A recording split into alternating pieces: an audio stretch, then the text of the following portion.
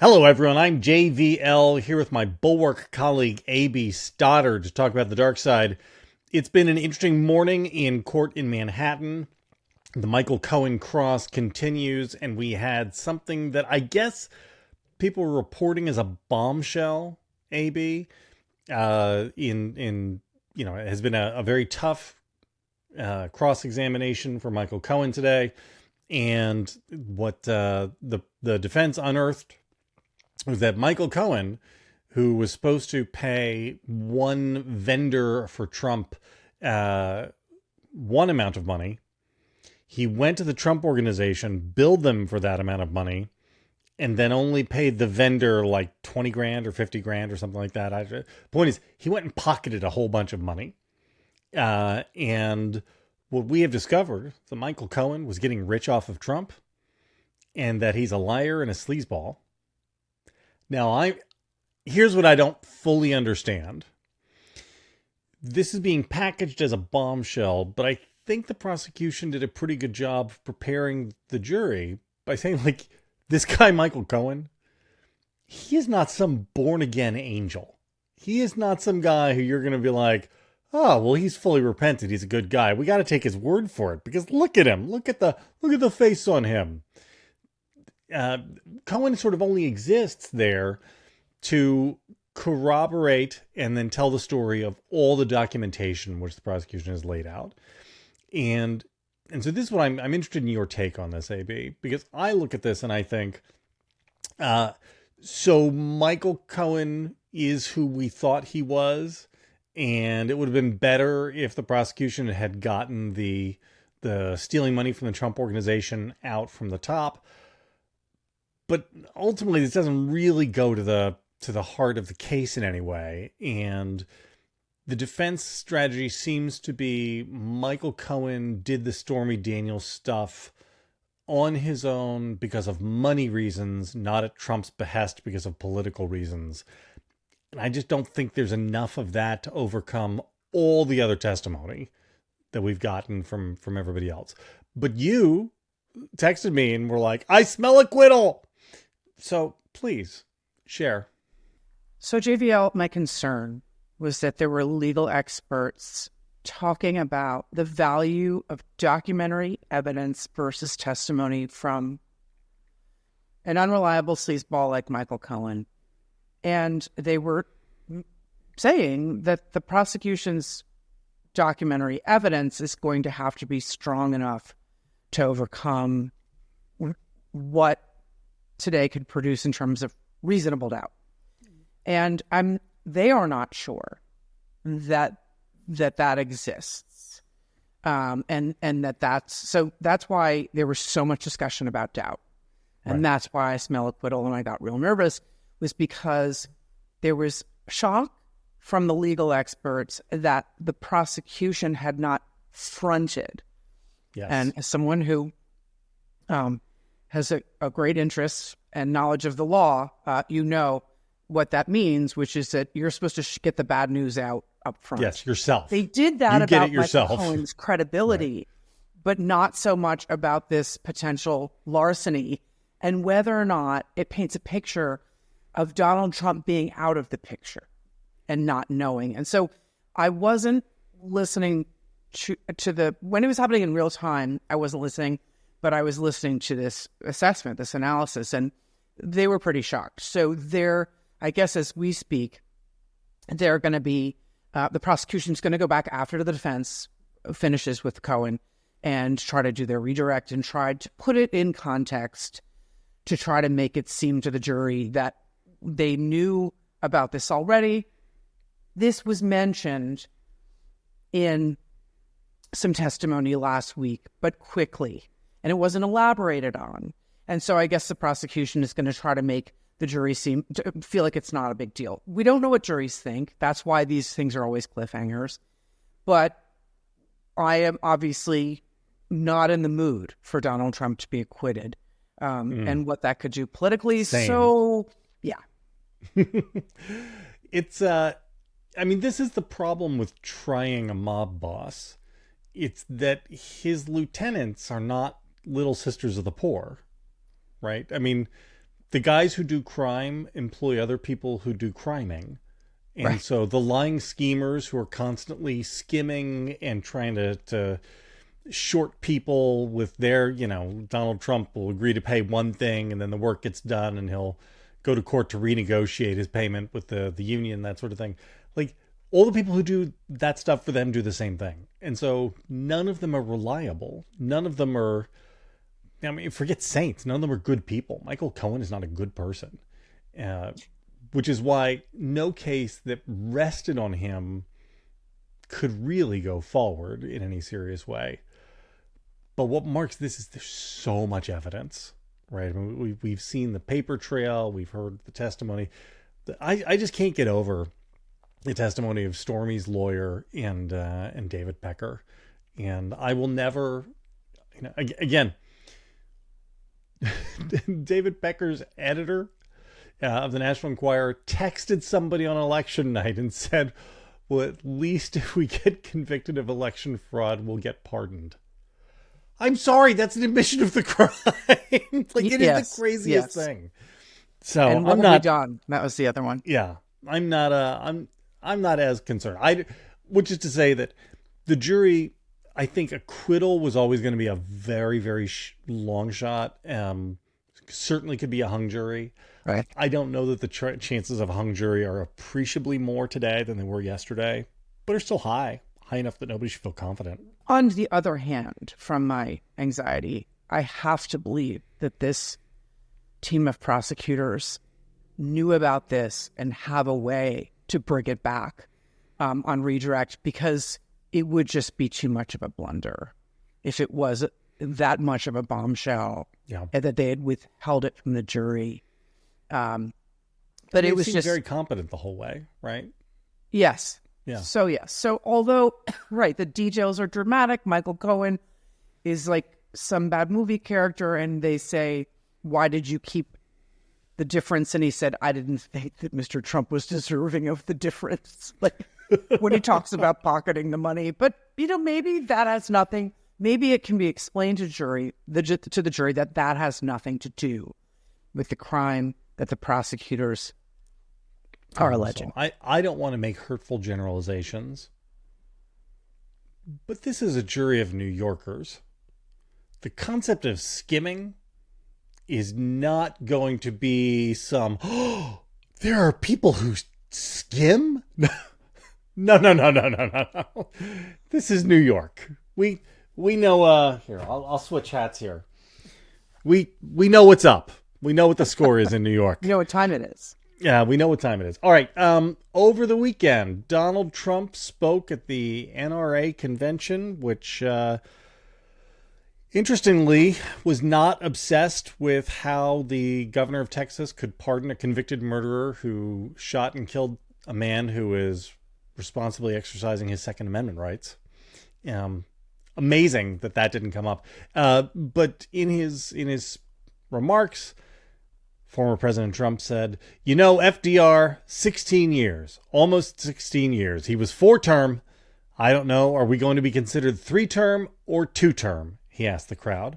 Are we 3-term or 2-term if we win? At which point people began shouting 3.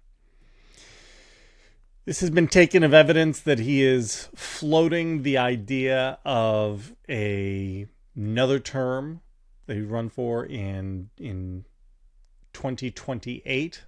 Trump's apologists like Byron York are scurrying out and say, oh, no, that's not what he meant. He just meant like the history books. A.B., I've been ringing this bell for forever. For forever. Saying, of course Trump seeks a 3rd term if he wins. And if he loses, he runs for the presidency in 2028 again. Like, he has to keep running. Am I crazy? No. Do I have Trump derangement syndrome? Is this just my TDS? You and I are among the darker thinkers, but I've been in agreement with you all along that he doesn't see the spotlight.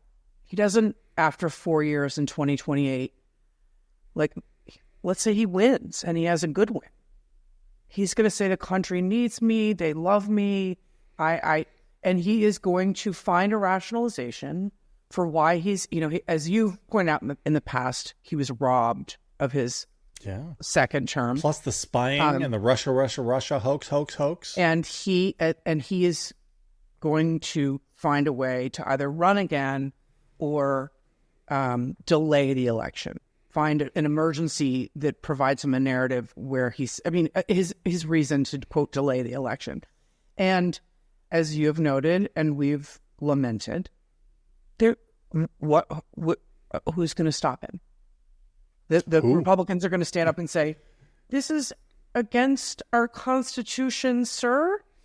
This is not allowed. It's time for you to move on. And you're old now, and we've really been exhausted by you, and we've been waiting for this day because it's time for Ron DeSantis and Nikki Haley to run in 2028. No. So, and then there's no question that if he loses, he's the 2028 nominee because he will say the election is stolen, and everyone in his party this time, maybe a few people looked at their shoelaces in 2020 and were silent. This time they all have to say he's right. It was stolen. And again, the polls, right? They'll say, look at the poll. We were leading in the polls the whole time. MAGA does not have it in its DNA to accept something the way Democrats did in 2016, right? In 2016, the Democrats were poleaxed, and they were like, how the fuck could we have let this happen? Like, holy shit, this is real. This is happening right now. We deluded ourselves. We were in silos, right? There was all the hair shirt and self-flagellation by Democrats. There is no character trait anywhere in the Republican psyche which could lead them to look at an unexpected loss as, that was a bad break for us. That's just not going to happen. That's what's so frightening about the fact that he's steadily ahead in all the polls, because they will not be able to be convinced that Trump's lying. The people around him in elected office are lying for him. They know he's lying. But the voters who believed it in 2020 and have for 4 years are looking at these polls. And that's what makes this so much more dangerous, is that, if we had January 6th last time, what will their response be if there is a surprise outcome? We had January 6th when Biden led wire to wire and then won by 7 million votes. It wasn't actually all that close, right? So in this, where we may have like margin of error polling the whole way, and Biden, if he wins, which he might not, but if he wins, could wind up winning by, God knows, like 1 electoral vote or something. But here, I want to get back to the idea of Trump's not talking, the people like Byron York. Here's what Donald Trump, one of the things Donald Trump said in 2020. In 52 days from now, we're going to win Nevada, and we're going to win 4 more years in the White House. And then after that, we'll negotiate, right? Because we're probably, based on the way we were treated, we are probably entitled to another 4 after that. That wasn't a one-off. He did this a whole bunch of times in 2020. Now, since then, Trump has said a couple times, no, I won't need a 3rd term. I'm not going to do a 3rd term. And somehow this is treated as gospel truth. And so the Byron Yorks of the world are just like, oh, well, see, he said. The last thing he said, which happens to be useful to us, that's the real true one. And the other stuff he said before that, no longer operable. What is that, A.B.? Right. So you're right. He has mentioned this at rallies and flirted with this repeatedly, but in the Time magazine interview where he was quite blunt about his authoritarian plans, he was like, but I'm only going to break the constitutional order for these 4 years because I'm not interested in running again in 2028 or See? So take him at his word. So he says he's not going to do it. And I think it's worth the audience hearing that Byron's explanation here, which is really one of my favorite things, is watching the apologists come up with rationalizations for his either mental illness or pathological lying. Don't think this is what Trump is doing here, he says, for people like us concluding that he was flirting with a 3rd term this weekend. It's pretty well known that he maintains he has already won the presidency twice and that a win in November would be number 3. I mean, come on. But no, Trump is good at throwing out, go sack the Capitol peacefully. He's good at throwing out one word or one sentence that his defenders can cling to and that he can return to later to say that all of us with TDS have mischaracterized him. So here's my favorite example of this, and stop me if I've mentioned this before. It's August 2020. Everybody remembers what August 2020 was like, right? COVID running wild and Trump refusing to wear a mask anywhere he goes and whatnot. And so he attempts to deny that he's anti-mask. And so here's what he says. We have urged Americans to wear masks, and I emphasize this is a patriotic thing to do. Okay, so far so good, right? Maybe they're great, and maybe they're just good. Maybe they're not so good. All of that is within the same statement from him. And so this idea that you can just pick one thing that he says and take it to the bank as like, well, that's the dogma from Trump. Right. Like that's right there. You can't, open and shut. He says everything all the time. There are always weasel words. There's always outs. But you have to be willfully blind to not understand what the score is. Right? Right. I mean, does Donald Trump really urge people to wear masks and say that it was the patriotic thing to do, as he says he did? No, nobody got that message. And all of his people, they didn't get that message either. Right? This is why we saw all the million videos of people refusing to wear masks in Costco and like yelling and screaming at their fellow citizens. It's because they understood what Trump really meant. And these people. They certainly understood on January 6th. Right. They knew what he meant. Yeah. God. A.B., what are we doing? One last thing, since we're doing dark. Elise Stefanik, one of our favorite people, was on Fox last week and didn't have a very good day on the show. She was with Shannon Bream, and Shannon Bream quoted something that Stefanik said in 2015, where she said that Trump was insulting to women. And so Shannon Bream is doing, this is like the classic Robespierre, like, when and why did you change your opinion about Mr. Trump? And Elise Stefanik basically loses her mind. And like, it's a disgrace that you would quote the New York Times saying this about me, and then saying that, she wasn't quoted and she never said that. And the New York Times had a lengthy piece where they talk about your transformation, they say, from somebody who was not supportive of President Trump to somebody who is full-throatedly supportive of him. They say you called him a whack job at one point, and they add this. In August 2015, she told a New York radio station that he was insulting to women and that his candidacy would hurt the party's efforts to attract female voters. According to her former friends, they continue, she thought Mr. Trump was too awful and ridiculous to be taken seriously. Her revisionism still shocks those who have known her the longest and who remember the disdain she expressed for Mr. Trump back then. So the question is when, more importantly, why did you change your mind about President Trump?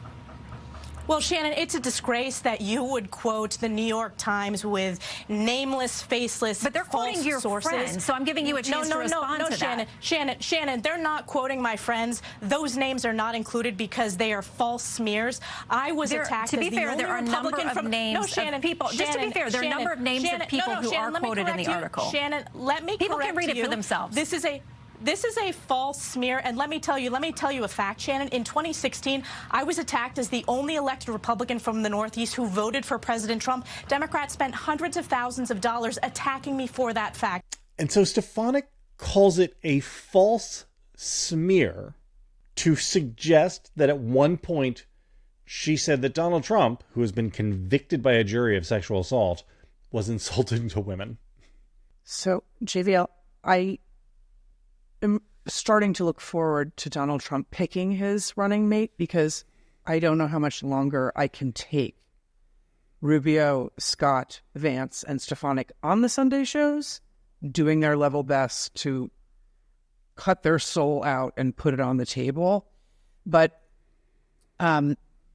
She learned, obviously, and we watched the transformation.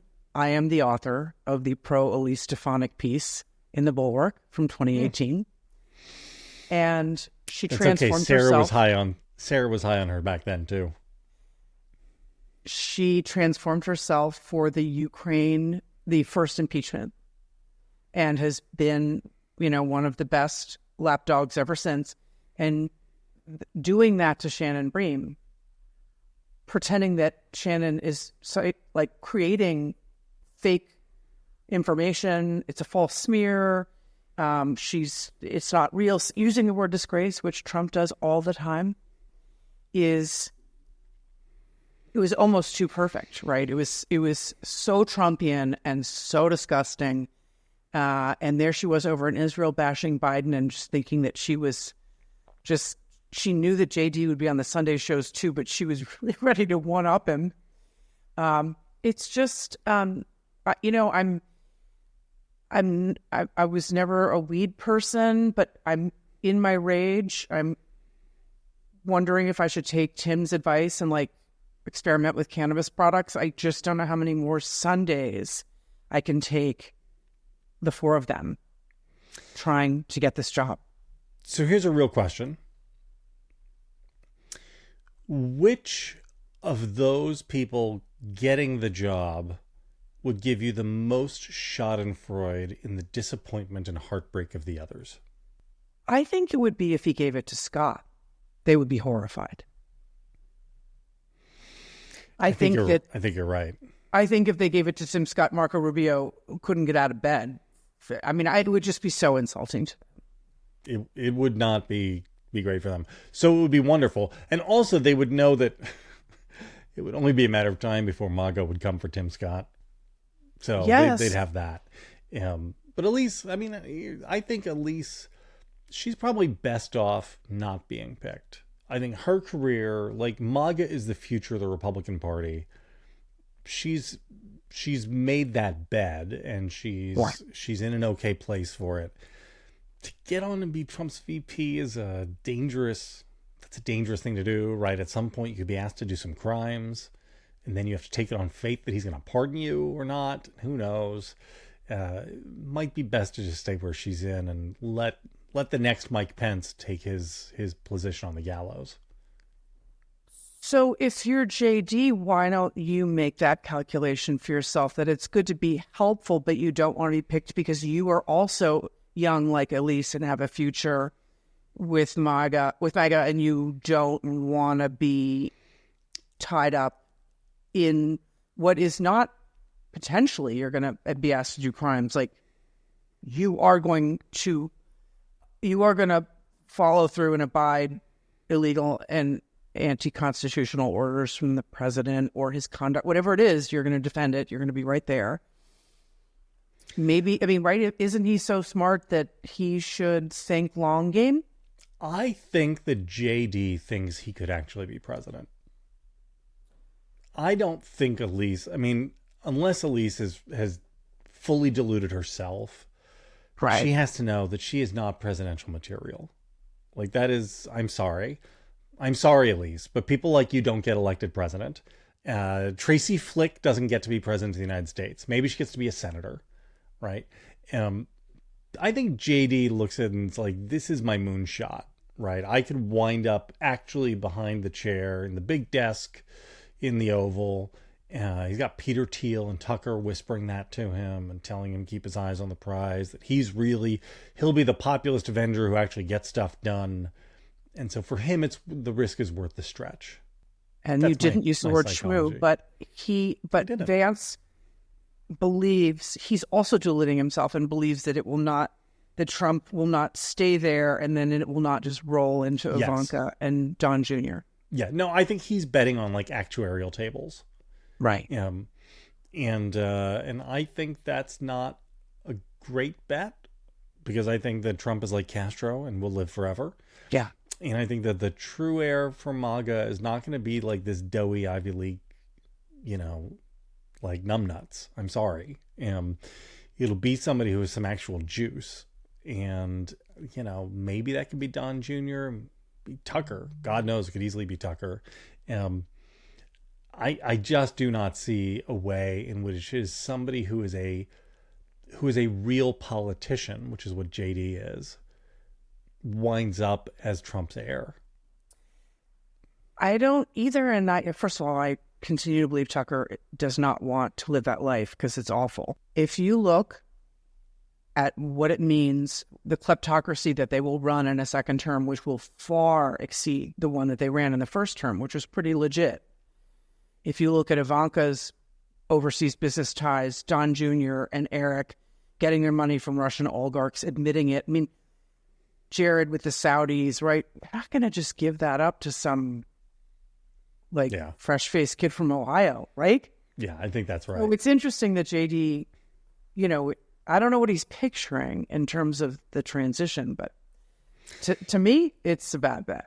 Yeah, I mean, here's my theory is that smart guys like JD underestimate Trump, right? I mean, he thinks he's smarter than Trump, right? And he thinks that, if this big buffoon just kind of lucked into this thing, and you see this all the time in the history of dictators, right? You've got the strong man, and then there's some lieutenant who does not have any appreciation for the big guy's magic and thinks that I actually studied with Marx and I really understand the tenets of true socialism. And, I'm sorry, that's not the way these things are gangster organizations. They are not debating societies. They are not, places where you can get too clever by half. It's the mob. That's how this works. 100%. He's going to be president again. Yay! Yeah. All right. And we're ready. We're so ready. Good luck, America. A.B., see you next week.